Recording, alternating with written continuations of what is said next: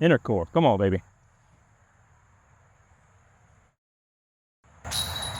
Well, hey, folks, today I want to continue on our talk about working on our touch game. And so I've got a nice little drill for us to work on that you can do anywhere that's hopefully going to get you a little bit more dangerous right around the green. We're going to talk all about it right after the intro.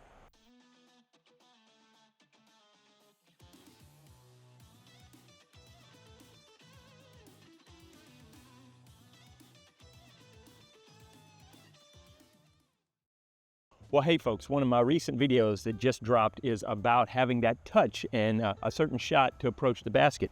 And it got me thinking about how even when I got out here and was trying it, I haven't been working on it as much as I should. And so I could tell that my touch is declining because it's a perishable skill. And so I thought today I would emphasize getting out there and doing some field work. And so I've got a little drill for us today that's hopefully going to help us just kind of knock some of the rust off and work on our approach shots so that we can be dangerous around the green. Okay, I'm currently 120 feet from the basket, and I've got my first marker here, then I've got a second marker right over there, equidistance, and then I've got a third one over here. And so what I'm going to do is I'm going to use those as stations, and I'm going to start with each one of them. I'm going to take my bag of discs, and I've got a mixed bag from entropy and Toro over to my flippy spins to birdies in between. And the reason why is this is different than like doing hula hoop practice. Hula hoop practice, you want the same disc because you're trying to dial in the same shot. This is how to manipulate each disc and know your disc and how to basically challenge yourself to get all your discs, even though they fly differently, to land where you want them to with the different shots. So I'm gonna go over here and I'm gonna throw a Heiser shot. Then I'm gonna come to this one and throw a straight shot. And I'm gonna go over here and throw an anheuser shot. And then I'm gonna switch, that was backhand. Then I'm gonna switch to my forehand. And I'm gonna just kind of move back and forth with each one of these. If nothing else, I'm gonna do one round of each, forehand and backhand. And that's gonna give me, 60 tries or so just to kind of get the muscles going. But hopefully I'm gonna enjoy it just like you, and you're gonna wanna do more of it. But anyway, this is a great way just to get out there and start working on developing more of that touch around the green. Because let's face it, when we get uptight, when it counts, what happens is we get locked up, and sometimes the hardest shot we can make is that 120-foot shot, even if it's out in the open. Now, I will say one other caveat. I've set this up, I'm playing in this wide open area here, and that's good because I can pretty much, I don't even really need the other two. I could just stand at this one and throw Heiser, anheuser, and straight, but this kind of moves me around, makes me feel like I'm doing something. You know, sometimes you got to just emotionally shake things up. But I also am playing to this basket here. You notice I'm not playing back to the other basket. If you recognize this area here, there's a basket by the tree back over here. But what I want to do is I'm using the fact that it's an island hole with the road as a penalty and added pressure so that I've got to try to land it softly. I can't just bump and run. I can't just blast at it. I've got to make it land softly so it stays on the island, because you could add the game factor to it and points. Anything that goes off the island takes away points. Anything that's closer in gets points. It's completely up to you how you practice and what's going to motivate you. You've got to figure that out for yourself. I'm not just going to hand you games and tell you do this and it's going to be great. Figure it out for yourself. We're working on this. Put in the work. But so now I'm just going to set this up and I'm going to try to land everything on that island, and the penalty of missing it is actually going to put that pressure on me, and it's going to simulate pressure situations in a game. And so I think this is a great way to practice. Now, if you don't have, let's just say you're doing field work, you put a basket out or you put a marker or anything out, you might want to create a circle, and anything inside the circle is good and anything outside the circle is a penalty. You can set this up wherever you go. You figure out a way to do this wherever you are. As long as you've got 120 feet worth of throwing distance, you could set this up. Okay, there you go. Enough rambling. Let's warm up. Literally just stepped out of the car, so we'll see how the first one does. Now, here's the encouraging thing. Usually the first go around is gonna be crap. It is. Your body's just not warmed up. That's why you should warm up before you go play. Not like this dummy right here who just jumps out of the car and plays. It's amazing the difference between your first round and your second round usually. The other day when I was doing the hula hoop, trying to do the touch shot, my first go was horrible. But the second one just started clicking and the body goes, oh, I know what's going on. And it started encouraging me that I could make the shot. I was kind of down after the first one I was looking for excuses why not to use the hoop. But your body figures out, hey, yeah, we can do this. We can do this. So anyway, that's the encouragement. Now, babble, I know. I like to babble. But I hope this is encouraging you. We can work on our game. And no matter how far you throw, you can work on your 120-foot, 150-foot game, and you can be dangerous, and you are going to score some points. All right, let's go try it. All right, here's what I got for today. And I really kind of debated whether to use, these are my Bergs, my Berg X and my putting Berg that I use for both. I use the Berg X mostly for up shots, but the Berg, the straight Berg, I will use for drives, approaches, and putting. I know some people go, oh, I only putt with my putter. For some reason, I just need to have a good relationship with them. I want to use them all the time. So, but I am throwing over a road, so I'm like, ooh, I don't want to use it. But man, that's extra pressure. So I kind of said, I got to walk the walk. I got to add the pressure of putting those in the rotation. All right, then I've got, can't do that. Then I've got two R2 spins. These are very flippy, where the Berg X is pretty straight, but got a nice little finish at the end, and the other one is pretty straight. Two inner cores, pretty straight with just a touch of a fade, just a touch. Hey, Homer. Then I grabbed a proxy, which is pretty much point and shoot, and I thought I'd add in the glitch just because it's the extra touchy, extra glide. Then I've got my glyph, that is basically a birdie, but can't leave it by itself, so I've got a birdie there to go with it. These are both pretty straight, pretty point and shoot. Then I've got two envies that are a little bit stable. They're a 3302, so they're going to be a little bit more stable. And then finally my beefy guys. I got the Entropy and the Toro. So I've got almost a whole gamut of stability in here, so that I'm going to have to adjust my throws for each one of these. This may be a dumb idea, but I'm trying it. That's what we're doing. Let's go see what happens. Okay, so we're going to start throwing straight for a couple reasons. One is I'm right here, but also usually throwing straight is a good indicator of how your timing is. You know, you can kind of get away with Heiser and anheuser to kind of cover some of your touch and your precision. But if you're trying to throw straight, you know, it's going to show up. Are you able to hit it, or is it going to go all over the place? So we're going to start backhand straight.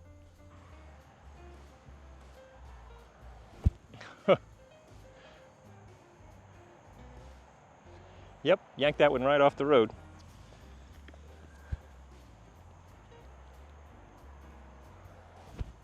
That's better. Now sit.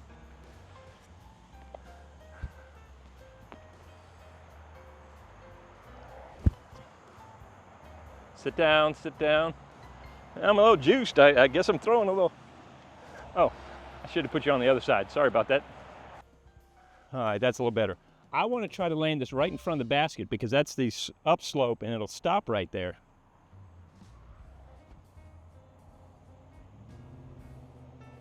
That's better. All right, let's try an Entropy, a little more stability. So I'm gonna have to give it a little bit of anheuser.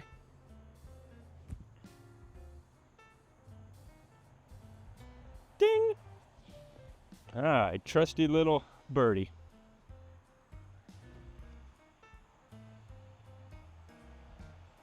Yep.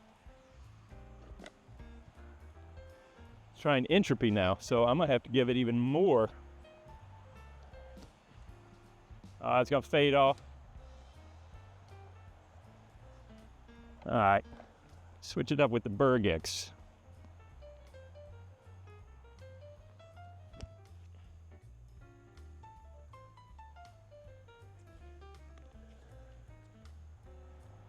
All right, now my flippy spin. That one's gonna cruise on by. It's funny, you can start to tell your rhythm and how you're doing. I can tell I'm a little tight with all these. I need to relax, get a good spin, good release. Use the whole arm, yep, that was a little bit better. Even though it faded off, it felt a more smoother, less tight throw.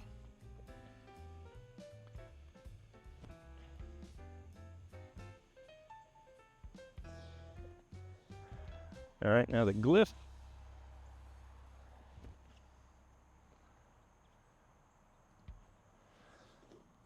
Toro, gotta give it a little bit more. It's better. And lastly, the spin. So I need to do opposite. I need to give it a little bit of a Heiser. A little bit too much Heiser, but not bad, not bad.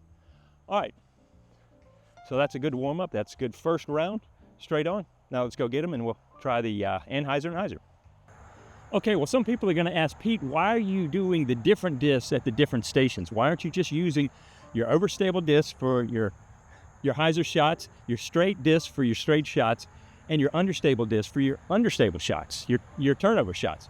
Well, couple things. You always want to kind of maximize your practice, but also you always want to be a student of your discs and how they fly, and you want to get out of your own comfort zone.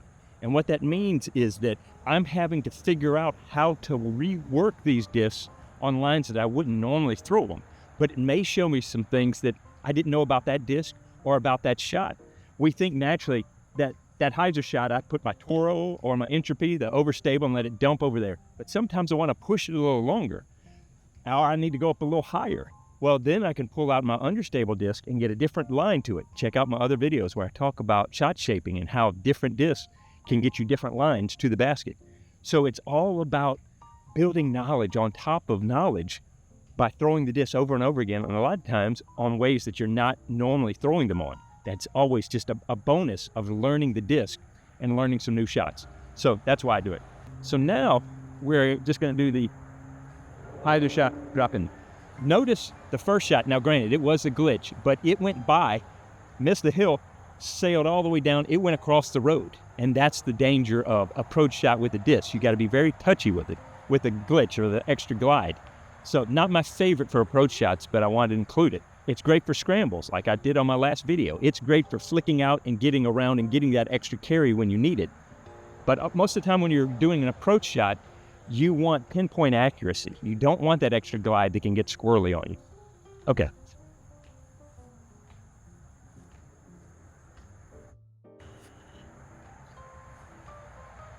And set. Sit down. All right, so the very opposite. So that was overstable. Now this is understable. But granted, I'm not throwing these very hard, so I'm not engaging the full flip of the disc. So they're still fairly stable as long as I keep it on edge. So grass is a little wet, and I should have dried that one because it kind of slid out, but it wasn't bad. All right, so this is a good right in the middle, a little bit more stable. Little high, bring it up and let it just drop. Yep. Little lifts.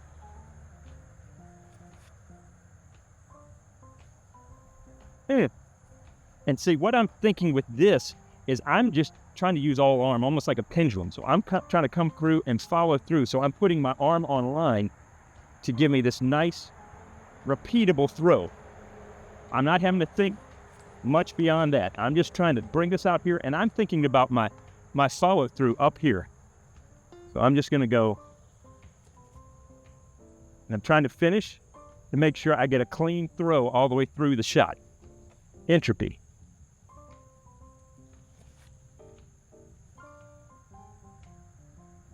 Boy, I thought I hit it.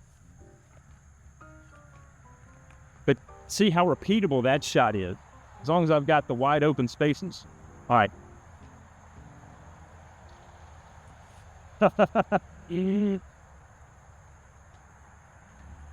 Kind of lifted that one a little bit more. If I'm laughing, it's because I did something wrong to the disc, and even if it landed near, it wasn't a good shot. But drift a little, come on back around, sit. Enter to it. Left that a little wide, but it's gonna, because of its floatiness, it's gonna carry back to it. All right, let's try the old, let's try the old glitch. So with the glide on it, I'm gonna bring it out farther and let it sweep back around. Notice how it just hangs up there and then curls back at the end.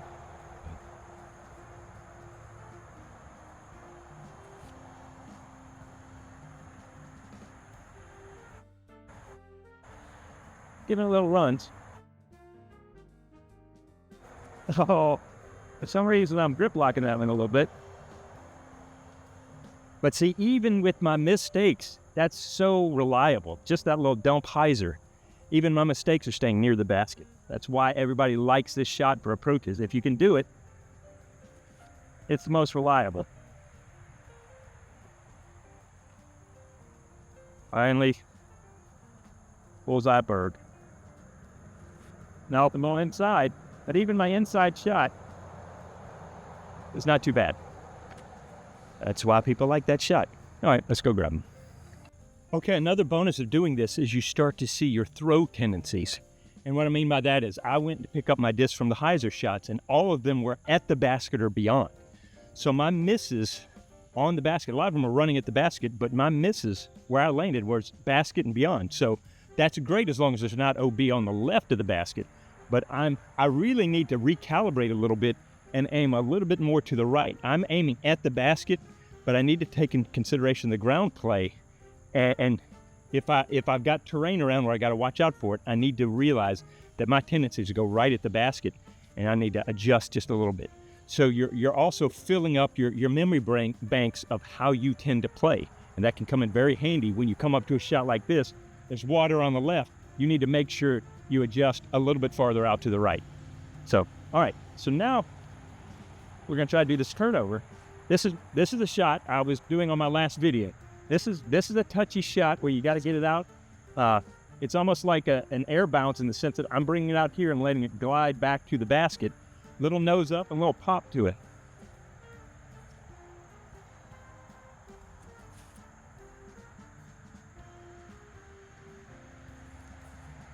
Almost a little short on that one.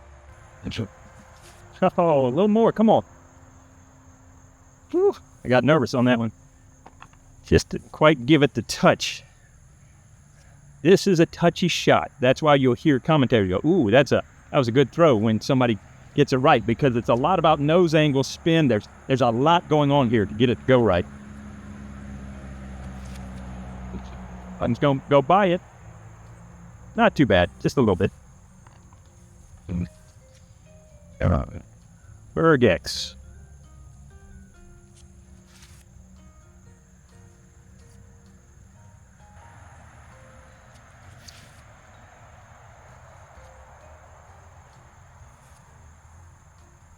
All right, so now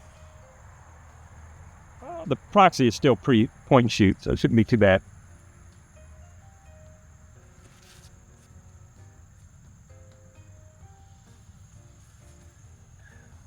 Let's try the old glitch.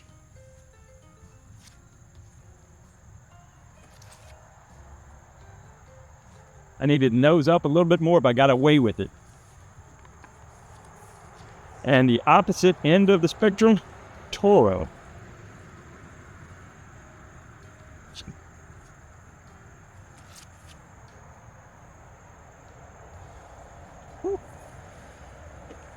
But did you see how fast that was getting at the end there? I really needed a little more nose up so that it would slow down as it got through the basket. I'm going to try it with the entropy. A little bit more nose up. Got the nose up, and then it was fading off. It's a tight line to get that shot. All right, now understable spin. Should just carry on around. Inner core. Now settle. Thank you. Oh, accidentally left the envies together. Oh, I pulled that one a little bit. That one's gone. Down the hill, it may stop, but yeah. Grip like that a little. There you go. Now settle, settle, settle, settle. Yep. So there you go. I mean, I'm already feeling so much better about my approach shots. Just the backhands, I'm feeling like I got my timing down. This would be great before a tournament, just to feel like, yeah, I've got it in there. So, all right, let me go grab them. So now, just like the backhand Heiser, I noticed that on my anheuser shots, all the discs were to the right of the basket, except for the glitch that hit early and the entropy that faded out, that I just got a little too high. And so that's great. What that means is I'm kind of running at the basket. I'm giving it a chance, but I need to keep that in mind once again, that it's going to go past the basket to the right if I throw my normal shot. So I need to put that in the memory bank that when I've got objects and stuff, I can't go past the basket, I'm going to have to adjust. So, helpful. Now we're going to switch to the forehand.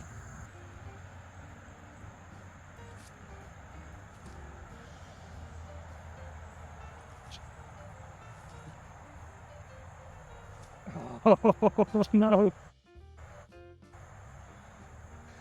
I should have dried that one off. Still on the island, though. Safe. Let's face it, it's a big island this way.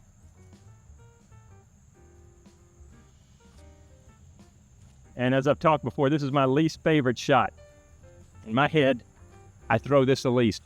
In ultimate, I don't throw the in-out, the IO. I don't throw this much either. I'm always the anheuser. So this is the one I need to work on a lot.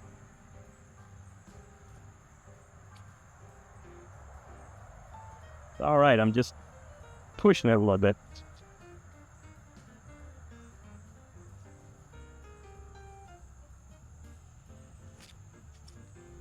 Settle down, settle down, settle down.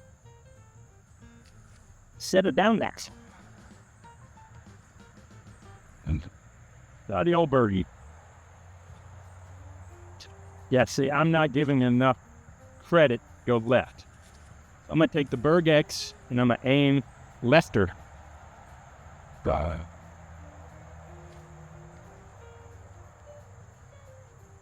Had it curl around. Yep. Smarter throw. It's not as sexy as running at the basket, but it's a smarter throw for how it finishes.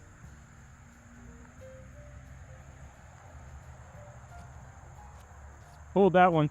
Little finger lock on that one. Can you see what area I need to work on the most?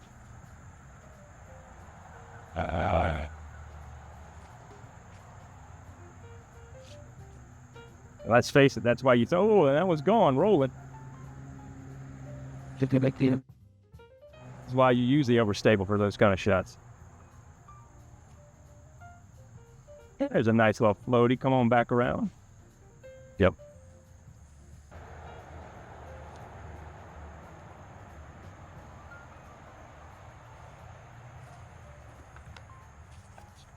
All right, let's try out the old spin. To be honest, because I pull everything to the right, the spin should hold it a little bit better and land where I'm actually aiming. Huh, never mind. Still a little wet.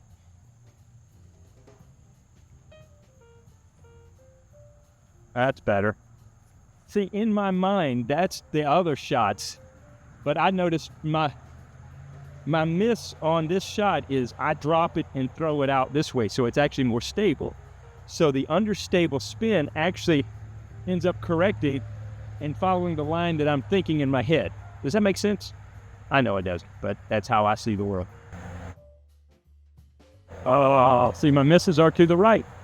Always to the right. But that's why we practice. That's good to know. Okay, so now this shot should be easier for me because I'm just going to be throwing straight. But I'm used to the anheuser, so the straight is it's going in a gradient of difficulty for me based on my proclivity to want to throw anheuser. So this is better than Heiser, straight shot, but it's not the anheuser that I love.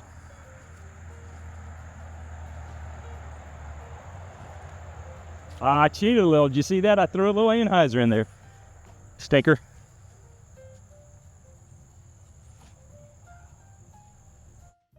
It's like I can't help it. I mean, it needs a little bit of it, but I'm trying to do a nice straight shot. Okay. Goodbye. Soft, just to the front of the basket, Pete. That's better. Yeah, it'll fade out a little bit, but at least I like the throw. Oh, a little long.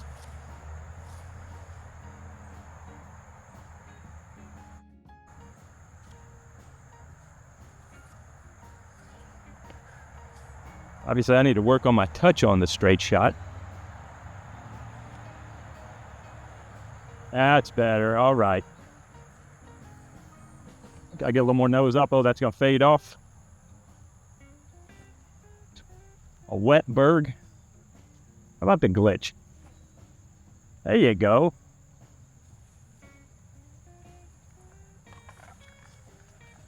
Oh, stealing my teeth.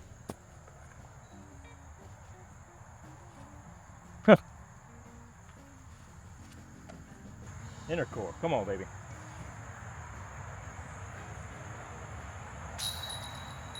Homer, you're right. There's something to these inner cores.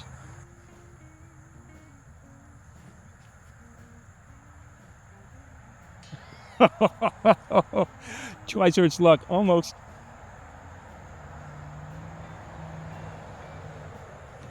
Huff, huff, huff, huff.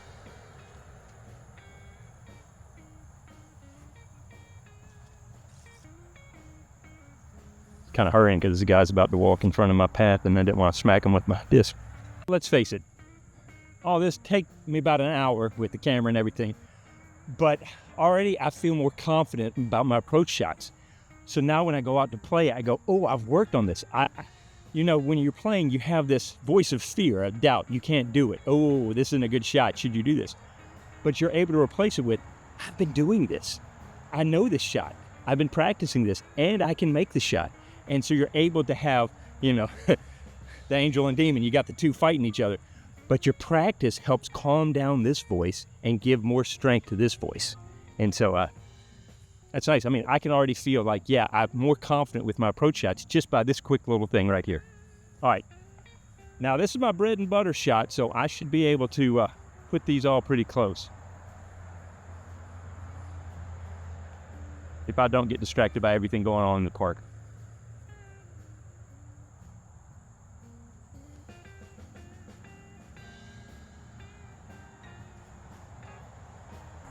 Cue the car, then the runner.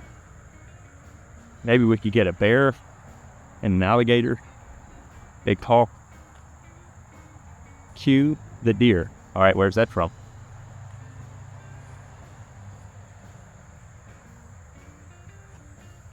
Oh, settle down. A little too much snot on it. Yeah, kind of jerked that one over. Hate to say I was kind of going to the basket on that one. I wasn't my best throw.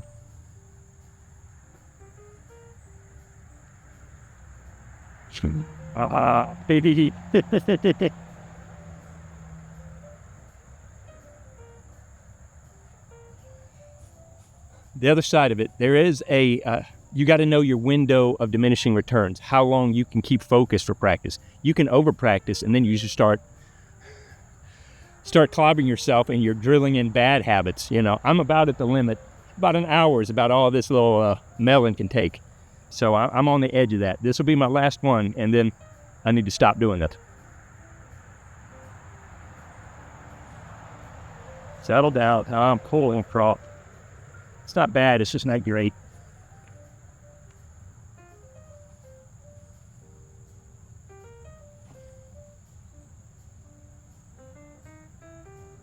Nice little inner core float. You do the same thing at the spin.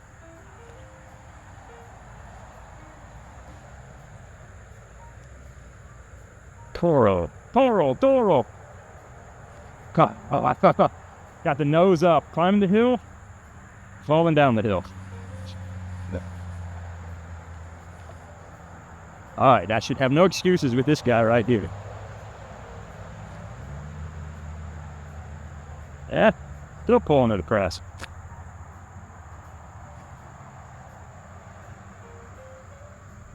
Okay, I wasn't paying attention. There is a little headwind that's helping carry it across a little bit more.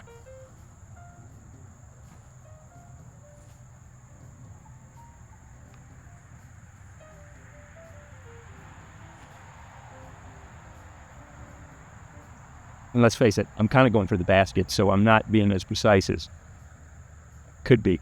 All right, with the glitch, though, I'm going to need to ride this around. I'll look at that nose angle.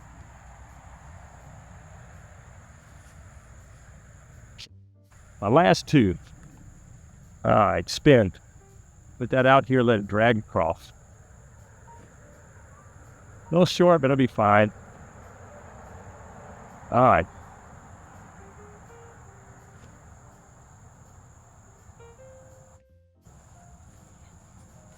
All right, well, there you go. I hope that gives you something to think about, at least some ideas about maybe practicing your training, but also inspiring you to think about practice and how it can help you out on the course. So there you go. That's all I got for today. I thank you so much for watching, and I hope to see you out on the course.